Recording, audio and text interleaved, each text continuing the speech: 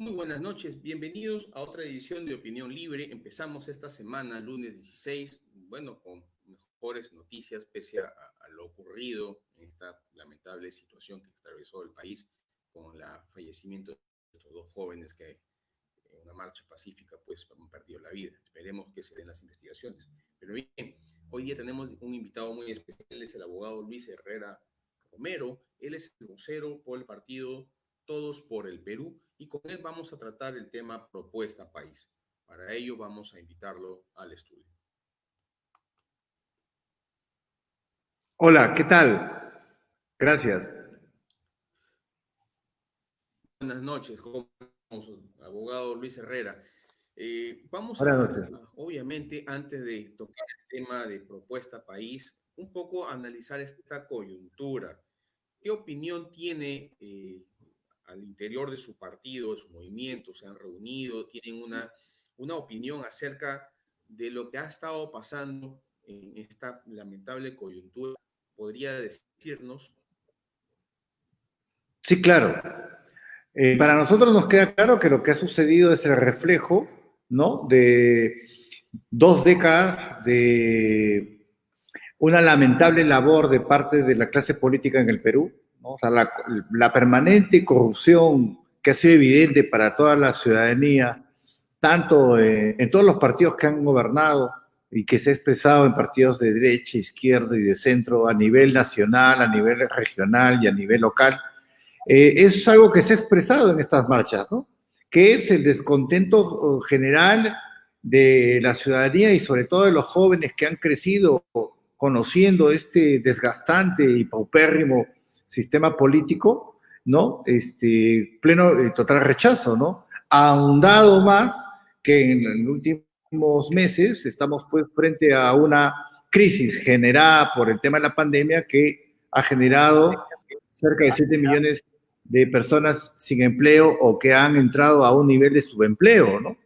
Entonces, todos estos factores ciertamente han llevado a este legítimo rechazo que la ciudadanía ha tenido ante una situación que ha considerado políticamente incorrecta, ¿no? Y que nace obviamente por el desgaste del último expresidente, en este caso el expresidente Vizcarra, y toda una serie de casos de corrupción a su alrededor, que sobre todo ahondan más en lo que consideramos nosotros es pues todo un concepto o un discurso de lucha anticorrupción que la gente en general siente como una mentira.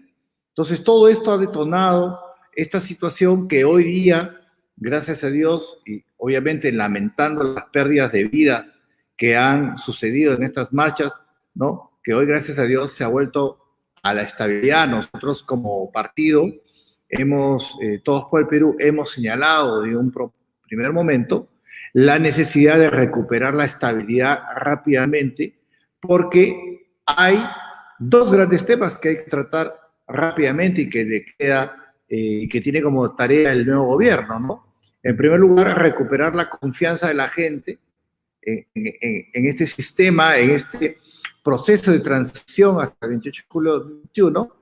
Y en segundo lugar, el tema que se tiene que tratar, que son los dos temas de urgencia, ¿no? Que es la recuperación del empleo y la lucha contra la pandemia, ¿no? Entonces, como partido, saludamos esta elección, ¿no? Sobre todo por el punto de vista de darle tranquilidad a la ciudadanía. Pero claramente estamos expectantes a la labor del nuevo gobierno, ¿no? A quien creemos la primera tarea que le debe tocar, y esperamos que así sea convocar a las fuerzas políticas para un trabajo conjunto para estos temas que hemos señalado. Muy bien, abogado.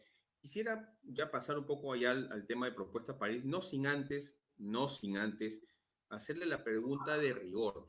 Yo he estado tratando de informarme como corresponde y bueno, Todos por el Perú tiene data del 2002. El señor Kissing y el señor Aguirre fueron sus fundadores, sus primeros fundadores, y no, bueno, no se llamó Todos por el Perú, sino Coordinadora Nacional de Independientes. La Más coordinadora de Naciones y Independientes.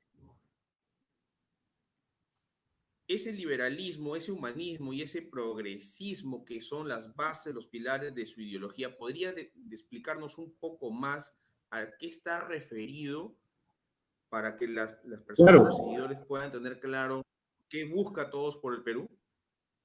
Eso es una excelente pregunta. Mire, eh, a mediados del siglo XX, ¿no? Como un desarrollo posterior a lo que es el desarrollo de lo que es la economía social de mercado, el filósofo francés Jacques Maritain, Jacques Maritain es un filósofo francés que hace un análisis político desde el punto, partiendo de la filosofía católica inicialmente, ¿no? Y lleva el análisis de la filosofía católica al mundo de la política, ¿no? Entonces, desde las bases, lo que son las tradiciones de valores judeocristianas del mundo occidental, ¿no? Maritain construye un modelo conceptual al que denomina humanismo integral. ¿Y qué significa el humanismo integral? Para Maritain, el humanismo integral significa es que el desarrollo de la persona, el desarrollo del ser humano, es un desarrollo, como su nombre lo indica, integral. No solamente basado en el plano económico, como lo puede plantear la economía social de mercado, sino que además del plano económico, antes que hablar del desarrollo del plano económico, del plano estructural, hay que hablar del desarrollo de los valores. Maritain lo que señala es que cuando hablamos de este desarrollo integral, el hombre, la persona, se convierte en un actor que sustenta no solamente su propio desarrollo, sino el desarrollo de toda la comunidad. Y a eso se le denomina el bienestar común, ¿no? Entonces, el bienestar común que plantea el humanismo integral se basa, en primer lugar, en la construcción de valores dentro de una sociedad. ¿Qué tipo de valores hablamos? No estamos hablando aquí de valores de índole religioso, porque claramente ya aquí entra la distinción entre las ideologías religiosas, que son libres e individuales, con lo que ya es una ideología de tipo político. Entonces, el hombre se vuelve el centro de su propio desarrollo y de aporte a la comunidad a partir de que tiene una serie de valores. En este caso, ¿qué tipo de valores? Respeto a la ley, el respeto a la seguridad jurídica, el respeto al derecho ajeno, ¿no? El respeto a los deberes y obligaciones ciudadanas.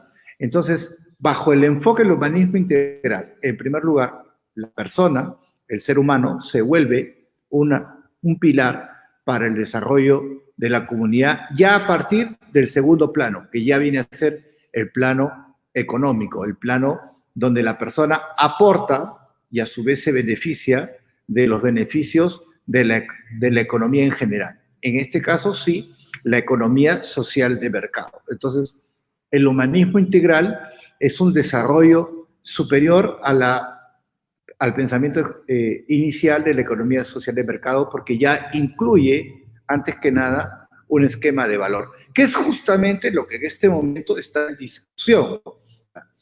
Hoy día en la sociedad, en nuestra sociedad, ¿no? Ya entrando a la segunda década del siglo XXI, ¿no? No cabe duda que el gran vacío o la gran crisis que tiene nuestro país, en primer lugar, es una crisis de valores, ¿no? Es en primer lugar una crisis de valores. Y en segundo lugar, una crisis ya a nivel de eficiencia en el manejo de la gestión pública. Hay un dicho en la ciencia política que señala que los sistemas económicos no se corrompen. Lo que se corrompen son los funcionarios que conducen los sistemas económicos, ¿no? Correcto. Y aquí voy a hacerle una pregunta, doctor. Acá voy a hacer una pregunta. Y ya entramos, ya vimos más o menos el marco conceptual de su partido. Aquí viene la pregunta del mío. Una pequeña pincelada a lo que va a ser su propuesta de plan de gobierno en parte de educación, porque hablar de valores, si bien es cierto, pertenecen a la familia, correcto, parte de la educación familiar, pero no deja de ser también un poco la imagen de los profesores ante los educandos. Vamos al tema de educación. ¿Qué tienen preparado, qué están preparando, ¿no? ¿Qué están preparando para dar a la población al menos unas pinceladas en el tema educativo? Claro, solamente con agregar que lo que usted señala es correcto. O sea, el tema de valores es un tema familiar, pero también es un tema de la concepción general de la educación.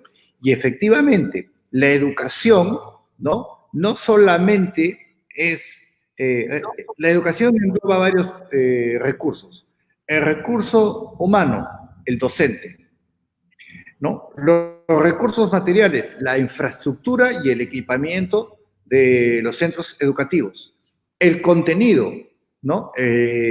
La estructura educativa, los planes de educación con los cuales se plantea educar a los niños, a los jóvenes en el proceso educativo. Entonces, la propuesta de Todos por el Perú, ¿no? Parte, como todas nuestras propuestas, en primer lugar, de un diagnóstico general y específico en algunas materias. Y lo que queda claro a nivel del diagnóstico en materia educativa es que el sistema educativo peruano tiene tres grandes problemas. El primer problema que tiene el sistema educativo peruano es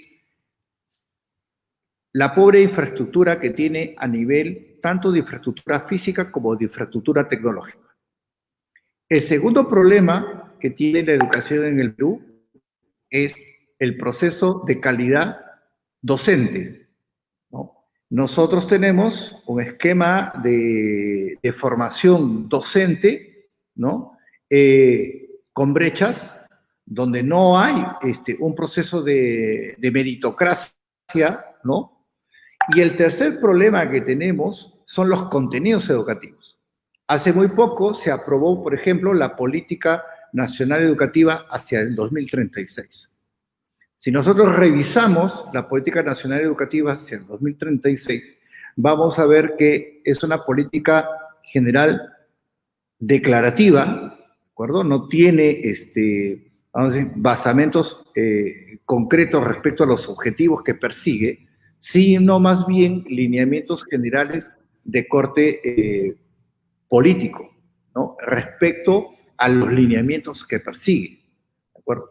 Entonces, la política y la propuesta de Todos por el Perú es que hay que trabajar frontalmente en estos tres campos. Entonces, de llegar al poder, al gobierno, este 28 de julio de 2021, tenemos que presentar un paquete de reformas que ataque, como digo, en primer lugar, estos dos primeros planos. El contenido educativo, es decir, hay que reformular la política nacional educativa.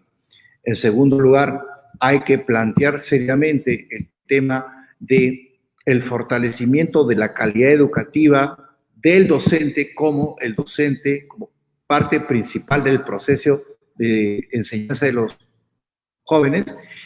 Y en tercer lugar, hay que recomponer el presupuesto público para poder afianzar y apuntalar el tema de lo que es los recursos e infraestructura física y tecnológica. Solamente la pandemia ha demostrado, ¿no?, de manera evidente la pobreza que existe en las plataformas tecnológicas educativas a nivel nacional, por diferentes factores. En primer lugar, por los problemas de penetración de Internet que tenemos a nivel nacional. En segundo lugar, por la carencia de infraestructura adecuada a nivel tecnológico en los centros educativos. Entonces, eso que lo hemos visto en este caso del compra de las tablets, son temas que hay que dimensionarlos y que hay que manejarlos de manera rápida a través de mecanismos de compra de país a país en algún caso, y otro, lo que es la penetración de tecnología a los sitios que pueden dar a los estén haciendo por comunicación satelital, ¿no?, que son temas de implementación muy rápidos a nivel tecnológico. Entonces, para trabajar el problema educativo, como digo, hay que trabajar estos tres campos, estos tres grandes campos: contenido, docentes y recursos que soportan la educación. Esos son los tres aspectos sobre los que estamos trabajando la propuesta educativa de Todos por el Perú. Correcto. Obviamente, esto va a ir mejorándose conforme pasen los días hasta que puedan esbozar el esquema completo. Pero aquí hay una cosa y es el tema de la infraestructura. Usted habló de la infraestructura informática, la infraestructura de sistemas. En ese caso, vendría a entrar un tema económico. Y aquí paso a la siguiente pregunta. En el sistema económico, en las políticas económicas, cómo vamos a ir en ese tema, en esas propuestas que ustedes como partido van a tener? ¿Cuál va a ser su modelo económico? Bueno, nuestro ideario, como hemos señalado cuando hablábamos del concepto de lo que es el humanismo integral es un desarrollo, ¿no?, que complementa los desarrollos previos de lo que es la economía social de mercado. Nuestra base conceptual en base a lo que es el modelo económico es la economía social de mercado. Entonces, lo que consideramos nosotros importante a nivel, como digo, de este modelo, es que hay que considerar dos cosas esenciales. Primero, hay que ser eficiente el modelo. ¿De acuerdo? Y segundo, hay que cambiar las relaciones que existen entre los actores que integran el modelo. ¿A qué me refiero? Eficiencia en el modelo. La economía social del mercado es una concepción de cómo manejar la economía, que se basa en los criterios de la libertad, ¿no?, económica de parte de sus actores. Pero el principio básico de la economía social del mercado, cuando habla de la libertad, es que haya libre competencia. Entonces, por definición, los esquemas de economía social del mercado son esquemas ajenos y que rechazan, por ejemplo, los modelos monopólicos, los oligopolios, ¿no? Entonces, un mercado que se llama de economía social de mercado no es eficiente cuando permite que su mercado esté integrado por monopolios o oligopolios, como en el caso peruano, donde tenemos sectores, por ejemplo, en el sector farmacéutico, tenemos oligopolios. En los medios de comunicación tenemos oligopolios, ¿no? En medios, por ejemplo, aguas y bebidas, tenemos oligopolios. Entonces, ¿es que el modelo es defectuoso o es que los controles que han llevado a cabo los gobiernos en los últimos periodos han sido defectuosos? Quien falla son los gobiernos que están a cargo de implementar los modelos. Entonces, primer punto que Todos por el Perú propone atacar es que tenemos que volver la economía social de mercado realmente eficiente. Y para hacerla eficiente, tenemos que hacerla competitiva. Primero, estamos en contra de los espacios monopólicos y oligopólicos. En segundo lugar, hacerla competitiva significa que el viejo planteamiento vigente siempre, nosotros no podemos seguir siendo un país exportador de materias primas, porque como se ha explicado hasta el cansancio, cuando exportamos materia prima, estamos generando puestos de trabajo en los países que transforman la materia prima. Entonces, es importante, ¿no?, enfocar los planes de competitividad nacional en la generación de productos terminados. Y hay dos sectores que son claves para trabajar ese tema. En primer lugar es la minería. La minería sigue siendo, ¿no?, a nivel de lo que es exportaciones, el que más divisas le genera al país. Pero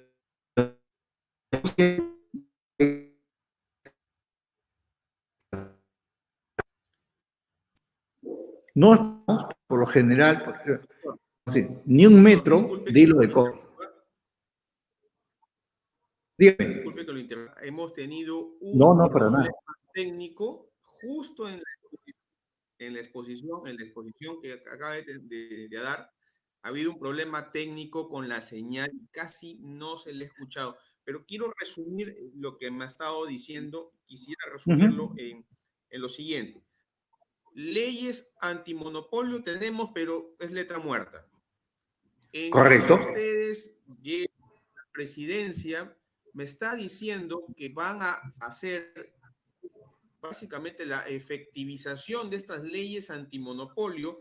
Eso quiere decir que se van a ir contra Bacus, se van a ir contra las cadenas Incafarma, ¿no? Se van a ir contra, a ver, se me ocurre, las instituciones financieras a nivel nacional, un oligopolio, que es uno o dos bancos que controlan hasta las entidades, hasta las PYME, hasta las microfinancieras, o sea, van a chocar fuerte Creo con de poder. lo que sí, que lo que sucede es que hay un principio. Cuando uno quiere cambiar las cosas, tiene que cambiar las cosas, ¿no? Y los cambios siempre son difíciles. Lo único que no haría es utilizar, o sea, no es que nos vayamos en contra de, sino que hay que ordenar la economía. Y por eso el segundo punto que señalaba era, hay que replantear las relaciones de poder entre los actores. Y pongo un ejemplo claro, que es el tema de la discusión de la nueva ley de minería, ¿no? El país, nuestro país, nosotros tenemos desde el año 92 un modelo, ¿no?, de lo que es cómo se hacen las concesiones mineras en el Perú. Y las concesiones mineras en el Perú se hacen por cuadrícula a partir de una declaración en la cual uno va y hace el mapa, escoge su cuadrícula, paga sus derechos y ya tiene la concesión de cerca de 10.000 metros cuadrados. ¿Cuántas concesiones en el Perú tienen carácter especulativo? Yo le diría, yo he trabajado cerca de 3 años en la minería del cobre en la zona de Acarí, en Arequipa, ¿no? Y le diría que hay un porcentaje importante de concesiones mineras en el país que son especulativas. Entonces, cambiar el esquema de la ley de minería para cambiar la estructura de relación significa promover la minería, pero a partir de que los resultados de la inversión, de la explotación y utilidades de esa inversión realmente llegue a las familias ubicadas en los lugares geográficos de donde se extrae el tema.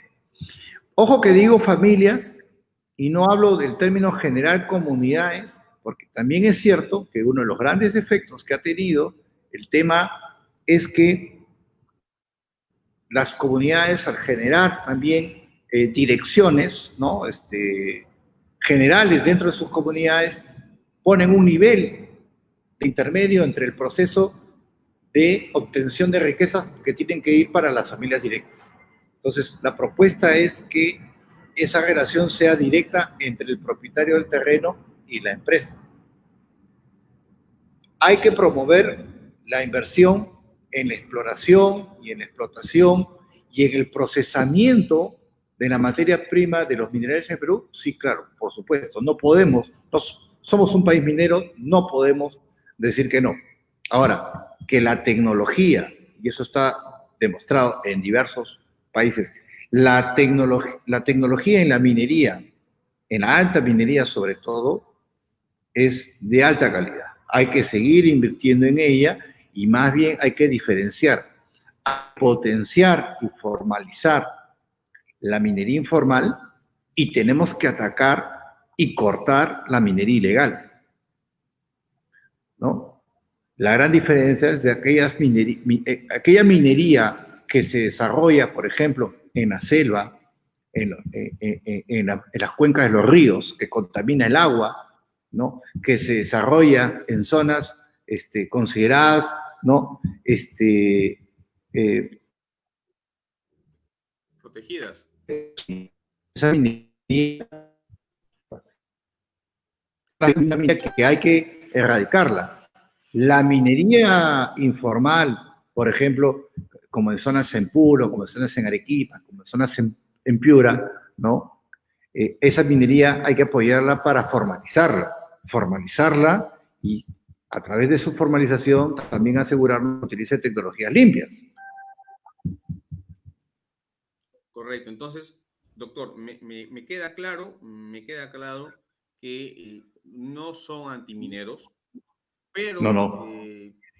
controlemos la minería, la gran minería, la, la formal, y ayudemos al minero informal, ilegal en muchos casos aquí en el país, y tratemos de pasarlo a la formalidad, protegerlo, cuidarlo y enseñarle o facilitarle para que pueda convertirse en una minería que no contamine y que sirva de sustento y desarrollo al que se dedica a ello de forma ordenada, cumpliendo con todos los requisitos de ley. Eso me queda claro en la parte económica y me queda claro que en la parte económica es la vigilancia a romper las estructuras monopólicas y oligopólicas que siempre ha existido en el país. Para terminar. Además, agregaría ahí, sí, agregaría solamente un punto. Sí. Nosotros agregaría el punto que esto dentro de un contexto donde también hay que potenciar algo, otra actividad económica que es clave, sobre todo pensando en el futuro, ¿no? Donde hay tendencias universales que hay que tener claro que se nos viene en las próximas décadas. Es, por ejemplo, los temas del cambio climático, los temas de el control y la protección del agua. Entonces, el tema del trabajo en los campos hídricos y en el campo del agro son también sustanciales, pero en el campo hídrico, que es el tema de la construcción, el encauzamiento, el represamiento del agua para su mejor administración y el incremento de hectáreas para el tema de la siembra, va de la mano, obviamente, con el fortalecimiento del agro a través de la concepción, de la construcción y consecución de mercados para los productos nacionales en el extranjero. Sabemos todos que el Perú es uno de los pocos países privilegiados a nivel mundial que tiene ventanas de exportación casi prácticamente a lo largo de todo el año, ¿no? Es decir, nosotros podemos atender mercados a nivel internacional con diversos productos a lo largo de todo el año. Pero ¿eso qué implica? Eso implica que órganos técnicos, como en este caso el Ministerio de Agricultura, oriente, ¿no?, de manera técnica adecuada la producción, ¿no?, la siembra, la explotación de la producción y la colocación de la producción en los mercados nacionales e internacionales. Este es un tema, la agricultura es un tema bastante más amplio y bueno, sí tenemos ventanas, se maneja muy corporativamente la exportación, no hay mucha exportación de grupos pequeños o de pequeñas colectividades, hay muy poca experiencia en ello, pero bueno, la propuesta me imagino que va a ser pues potenciar estas habilidades en los pequeños grupos, ¿no? En las cooperativas de productores o las asociaciones de productores. Para terminar esta entrevista y de repente ya no va a faltar tiempo, esto es muy largo, pero en el tema de salud, ¿podrías darnos más o menos algunos esquemas, ¿no? De forma breve, ¿qué es lo que haría en el tema de salud? En el tema de salud, principalmente lo que hay que hacer es eficiente en cuanto al diseño logístico de la atención de la salud. ¿Qué me explico? Tenemos dos grandes sistemas. Tenemos el sistema manejado por el Ministerio de Salud, que responde al tema de los hospitales públicos y la desconcentración de la atención de la salud en los hospitales regionales a cargo de los diversos gobiernos regionales. Tenemos el sistema de salud manejado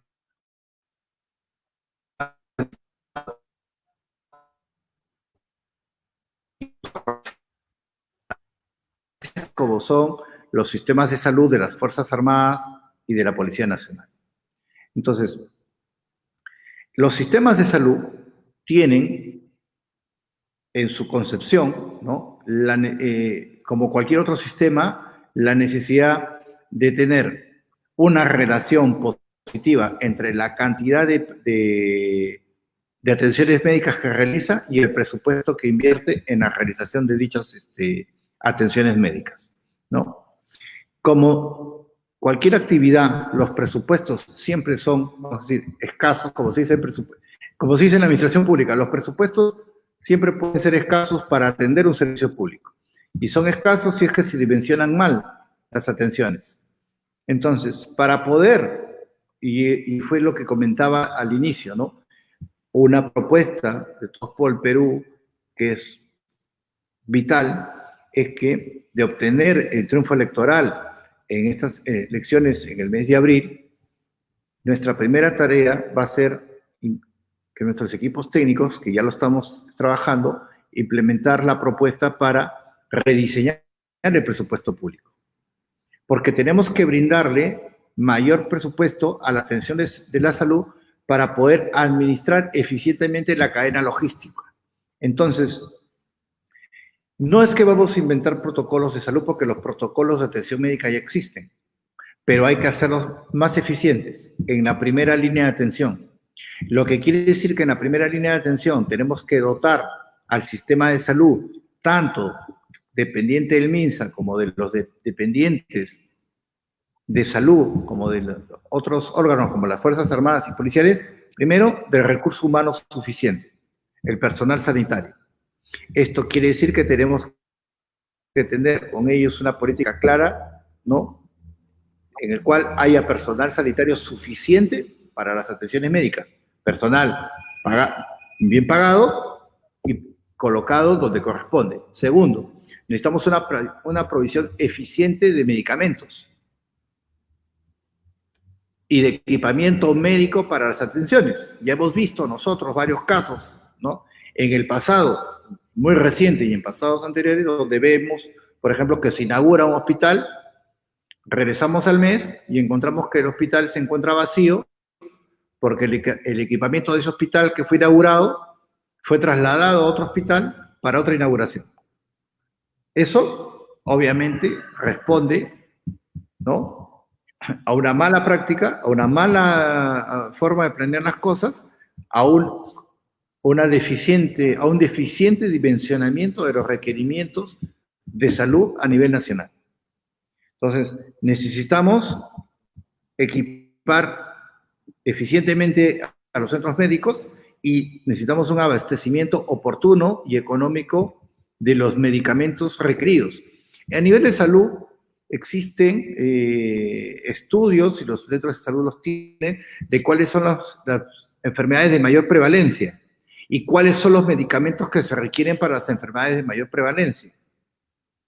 Las adquisiciones de equipamiento médico, las adquisiciones de medicinas, tanto en el mercado nacional como en el mercado internacional, responden a dimensionamientos de las necesidades de forma adecuada y a la implementación de procesos logísticos adecuados. La gran discusión a lo largo de estos meses de pandemia ha sido el por qué no se han utilizado los mecanismos de compra país a país para hacer la adquisición, por ejemplo, de pruebas moleculares.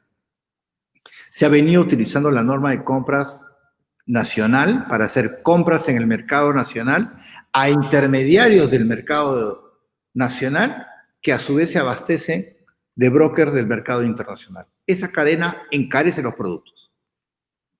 Existiendo en el Perú organismos técnicos especializados para hacer las compras país a país de manera directa, sin intermediarios, que no se han utilizado. Entonces, para resumir, la atención, la política de Todos por el Perú, como señalé al inicio, es implementar mecanismos eficientes para en el caso de salud, para la atención en la primera línea de atención médica, a través de dotar a este nivel del personal suficiente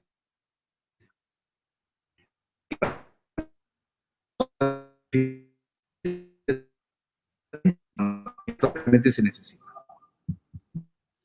Doctor, hubo una falla ahí de señal, no se le escuchó muy bien. En todo caso, el resumen es, en salud es personal clave, número uno, el manejo de la adquisición logística de los productos, como número dos, ¿no? Y el tema de una distribución de la infraestructura de salud. Obviamente esto va a estar determinado por cómo llegaría la economía en ese momento, porque vamos, todavía tenemos una economía de pandemia, de guerra, de catástrofe. No Lo que estamos sucede, preparados para esto. y haré un comentario. Claro, la crisis económica se siente sustancialmente en el mundo privado. O sea, tenemos, de acuerdo a los informes de TNI y a los informes de los principales bancos de este país y organismos internacionales, a lo largo de estos meses hemos perdido cerca de 7 millones de puestos de trabajo o puestos de trabajo que se han transformado en un nivel de subempleo, ¿no? Y esto afecta al impactar en la generación de ingresos, también impacta obviamente en la posibilidad que tiene el Estado de recaudar impuestos. Y el presupuesto público, como sabe la mayoría de las personas, o si no lo explicamos, el presupuesto público se alimenta principalmente de lo que obtiene el Estado a través de la recaudación de impuestos. En segundo lugar, se alimenta, ¿no?, de los ahorros que tiene la administración pública, luego vienen los empréstitos y finalmente, que ya es, vamos a decir, la parte más, más grave dentro de lo que es el manejo de una política monetaria, la emisión de la moneda, ¿no? Que como sabemos por historia tiene efectos inflacionarios. Entonces, el presupuesto público que el Perú a lo largo de los últimos 20 años viene en un proceso de crecimiento anual. Sin embargo, la calidad de los servicios públicos no ha mejorado a la par de lo como han mejorado los presupuestos en el sector público. Esto quiere decir que el presupuesto en el sector público ha ido incrementándose, pero no para mejorar la calidad de los servicios. Se ha incrementado en el tamaño de la administración pública. Se ha incrementado el incremento de los salarios de ciertos niveles de la administración pública. Por eso, cuando nosotros decimos que es necesario replantear el presupuesto público el 28 de julio de 2021, es porque hay que evaluar ese presupuesto seriamente, ¿no?, y reorientarlo a donde realmente se necesita. Y en este momento, el presupuesto público, lo ajustado que tenemos el presupuesto público, se tiene que reorientar a los temas que son urgentes. Y los temas que son urgentes son salud, los temas que son urgentes son promoción del empleo, para recuperación del empleo, el tema de educación, ¿no?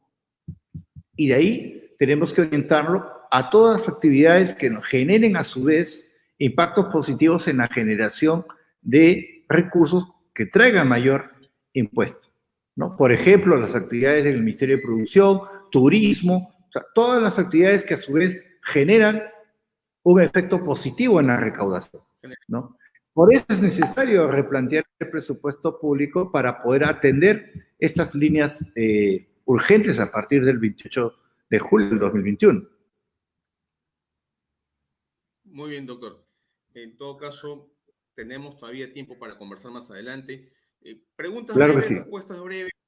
¿Cuántos precandidatos tienen para las internas para la elección de candidato presidencial? ¿Cuántas listas tienen dentro de su movimiento? En este momento, Todos por el Perú tiene 3 listas.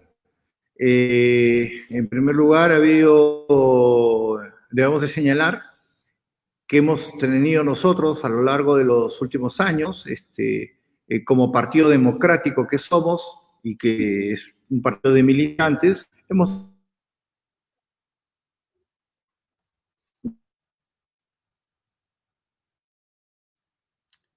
Disculpen, se congeló la del señal. Doctor, Comité Ejecutivo Nacional.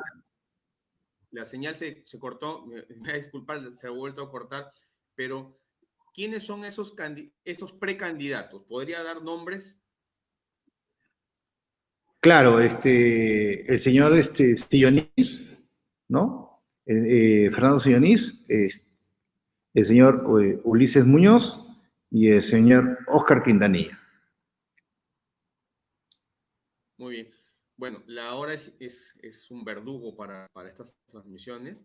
Más bien le agradezco a su partido que esté aquí en este espacio y espero tenerlo más adelante por este mismo espacio. Ha sido un placer, como No, siempre. agradezco a usted la oportunidad y un saludo a todos sus oyentes y encantados de poder compartir ideas y conversatorios sobre este tema, que es lo importante, que todos estén informados de la propuesta de los partidos. Hoy día, lo más importante es que el ciudadano tiene que ser reflexivo en la emisión de su voto. Muchas gracias. Gracias a usted. Hasta luego.